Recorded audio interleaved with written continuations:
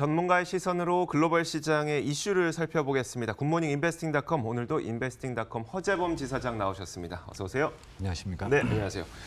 자, 가장 시장에서 큰 문제가 되고 있는 외환 시장의 이야기를 한번 나눠보도록 하겠습니다. 일단 저희가 인베스팅닷컴에서 전 세계 투자자들이 가장 많이 보고 있는 뉴스가 무엇인지를 좀 보여드리면 외환율이 중요한지를 또 확인할 수 있을 것 같거든요. 화면으로 함께 살펴보시면 좋을 것 같습니다.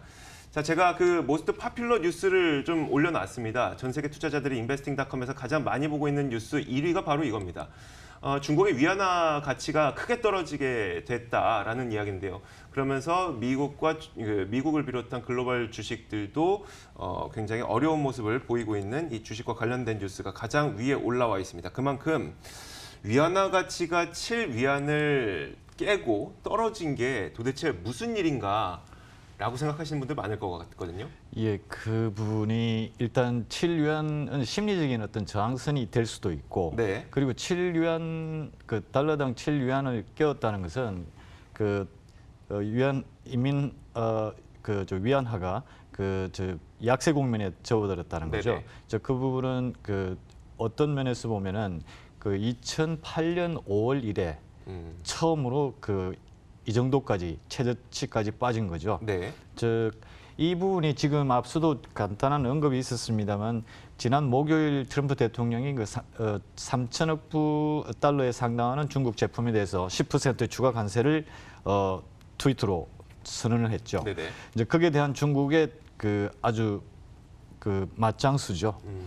결국은 관세를 올리더라도 중국 위안 화폐가 약세가 되면은 네. 그 관세 인상에 대한 부분을 약화시킬 수가 있습니다. 상쇄하는 역할을 하는 그러니까 거죠. 10% 관세를 올려도 예. 위안화 가치가 떨어지면 그렇죠. 그냥 똑같은 가격이 되는 그렇죠. 거잖아요. 네. 네. 그런 부분이기 때문에 맞불을 놓은 거죠. 중국 그리고 무엇보다 이 환율은 시장이 정하는 것입니다만 중국과 같은 국가에서는 시장이 정한다기보다 고시 환율이 매일 아침에 그렇죠. 발표가 되거든요. 네.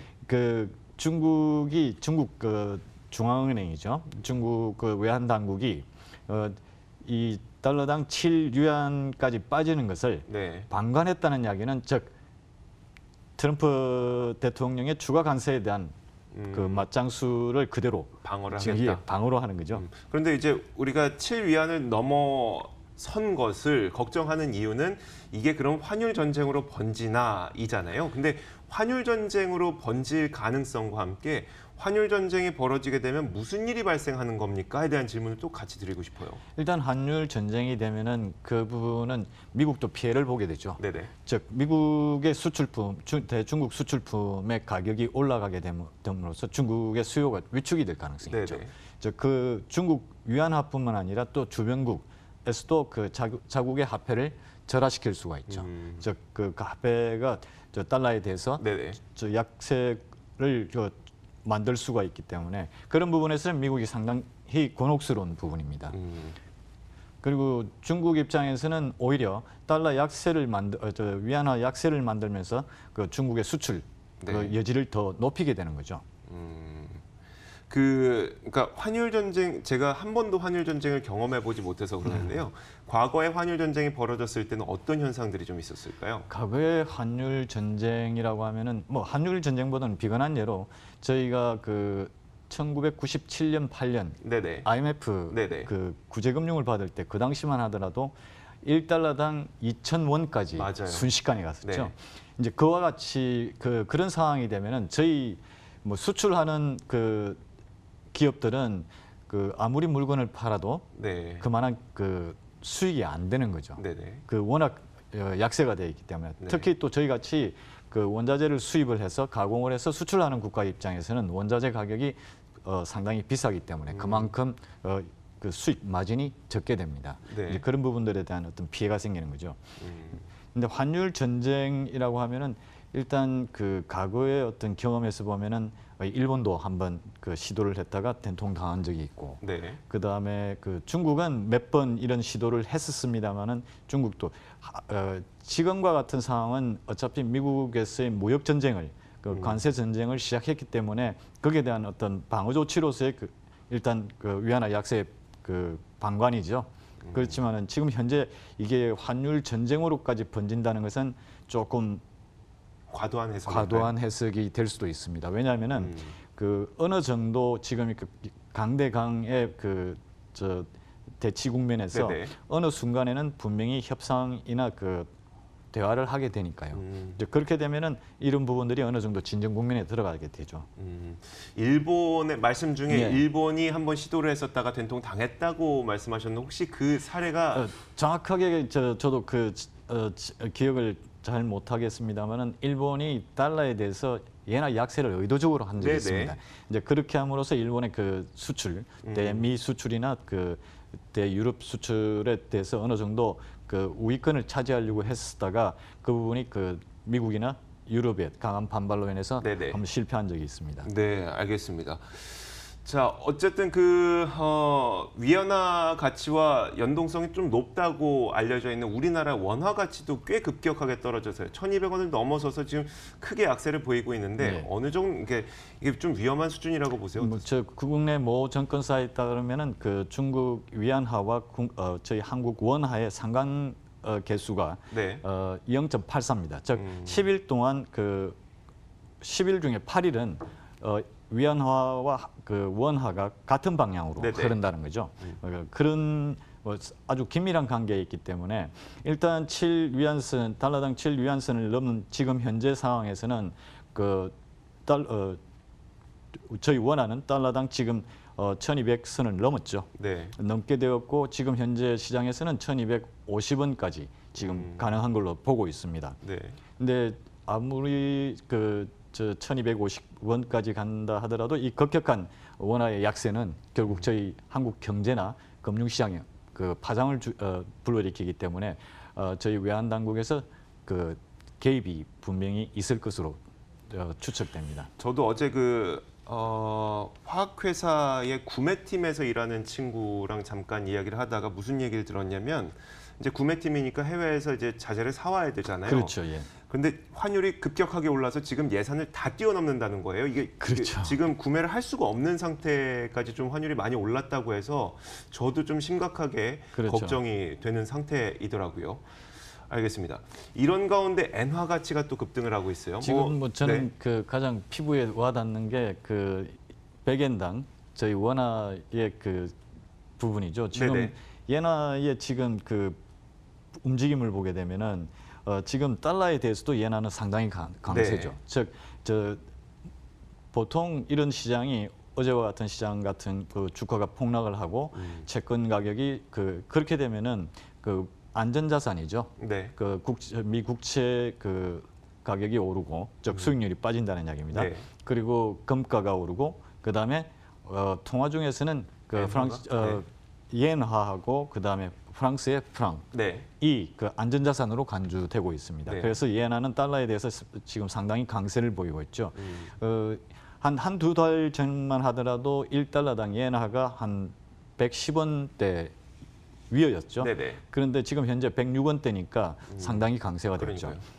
그리고 엔화 같은 경우는 저 같은 경우 이제 가족들이 아직 일본에 살고 있기 네네. 때문에 예를 들어서 저 가족들한테 생활비를 보내준다고 할 경우 지금 현재 지난달만 하더라도 약 한 1,080원 정도 수준이었는데 네네. 지금 100엔당 1,080원이었는데 지금 현재 1,150원이니까 제가 더 손해를 보게 되죠. 네. 예, 그런 부분에서는 상당히 좀 어려운 부분이 있습니다.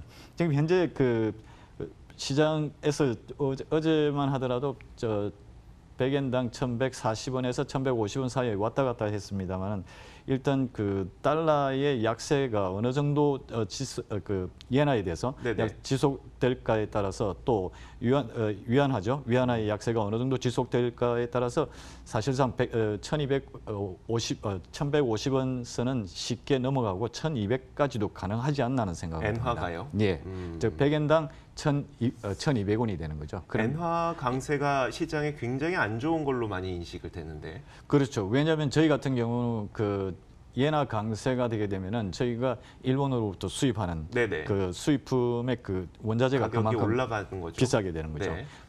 그렇지만 저희 수출 그 일본 업체들하고 경쟁하는 업체들, 수출 업체들은 오히려 가격 경쟁력이 있기 때문에 유리한 면도 있죠. 그런데 이제 우리나라는 지금 우리가 무역 마찰을 통해서 절실하게 느끼고 있는 것처럼 우리나라에서 일본으로 수출하는 것보다는 예. 일본에서 우리가 수입하는 것이 훨씬 더 많기 때문에 그렇죠. 지금 이렇게 엔화 강세가 나타나는 것은 우리 업체들에게, 우리 기업들에게 굉장히 전체적인 면에서 보면은 저희가 그 대일 무역 관계는 과거 오랜 기간 동안 무역 적자를 보고 네네. 있는 국가이기 때문에 대일 관계에서 무역 관계에서 그렇습니다.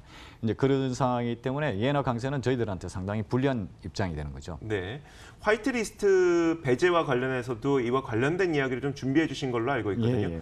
네, 그 지금 그 제가 화이트리스트에 관련된 여러 가지 보도를 봤습니다만 그 저희 한국이 그 일본을 화이트리스트에서 제외시킴으로써 네.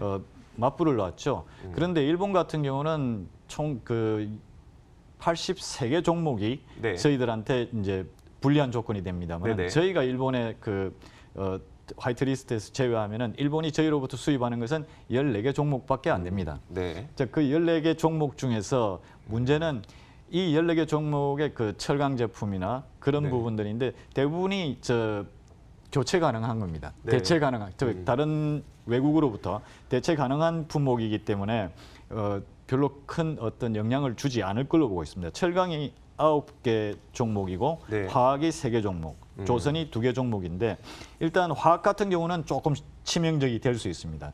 일본이 그 저희 한국으로부터 수입하는 것은 질산하고 황질산. 네네. 이런 물질은 그 정밀 화학 제품이나 의료 관련 제품 제조에 많이 사용되죠. 그리고 일본이 저희 쪽에 의존도도 높습니다. 그리고 비금속 할로겐 화물이 네. 그 일본이 지금 한국산에 상당히 의존도가 높죠. 약 90%에 가까운 의존도를 갖고 있습니다. 네.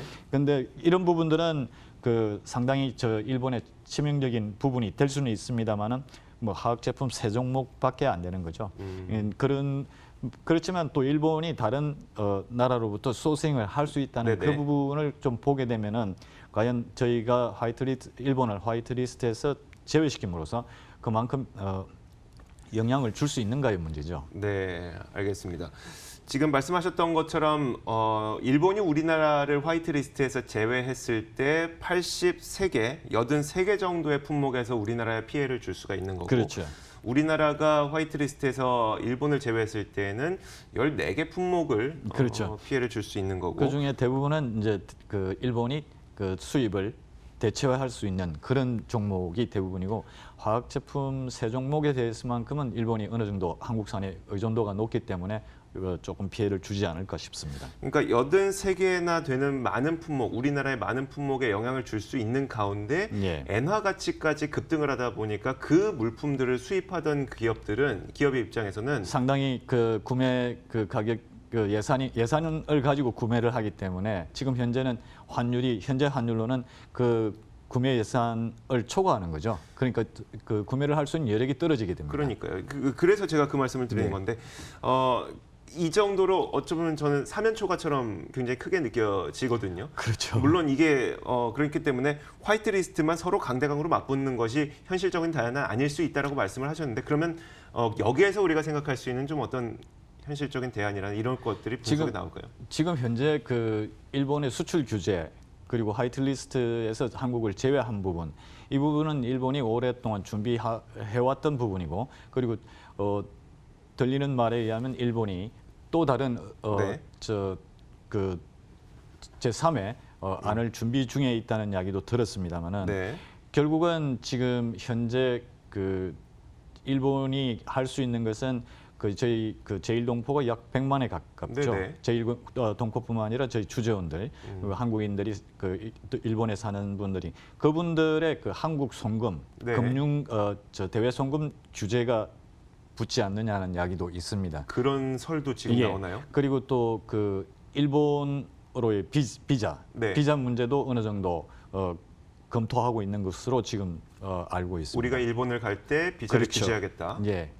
지금 현재는 90일 그 무비자로 네네. 방문을 할 수 있죠. 그런데 그 부분이 바뀔 수도 있다는 부분도 감안을 해야 됩니다.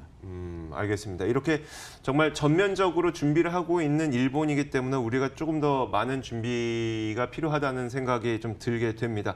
자, 마지막으로 한 가지만 더요. 국내 증시가 사실 이런 영향들을 어제 다 반영한 것으로 보이긴 합니다만 네. 아직도 풀리지 않았습니다. 그렇다면 이제 국내 증시에 대해서는 좀 전망이 부정적으로 나오나요? 지금 현재 그 달러에 대해서도 원화가 약세, 네. 그다음에 그 이엔화에 대해서도 지금 급격히 약세를 보이고 있는 상황에서는 저희 환율이 그 환율로 인한 저희 금융시장, 네네. 즉 주식시장이 어느 정도 타격이 좀 더 지속될 것으로 보고 있습니다. 네, 알겠습니다. 환차손도 계속 입을 수 있는 상황에서 외국인들이 좀 피해 나가보자라는 생각을 할 수도 있겠다는 얘기입니다. 자, 알겠습니다. 지금까지 인베스팅닷컴 허재범 지사장과 함께 이야기 나눠봤습니다. 고맙습니다. 감사합니다.